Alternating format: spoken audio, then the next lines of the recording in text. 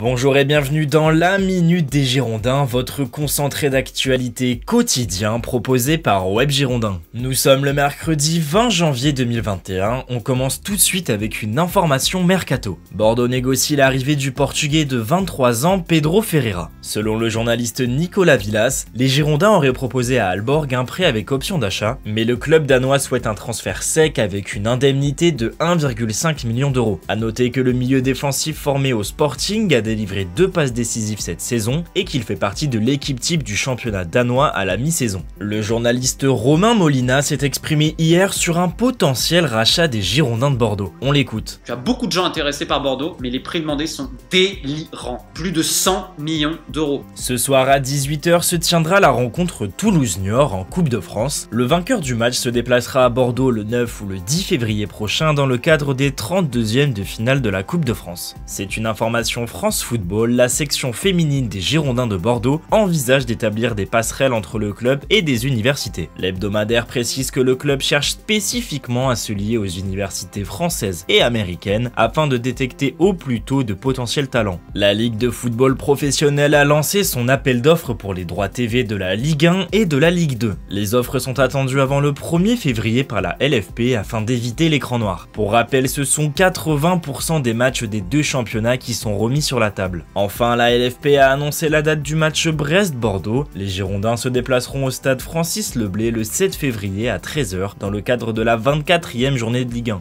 C'est terminé pour aujourd'hui, à demain pour une nouvelle Minute des Girondins. Retrouvez l'actualité des Girondins sur webgirondin.com ainsi que sur nos applications iOS et Android.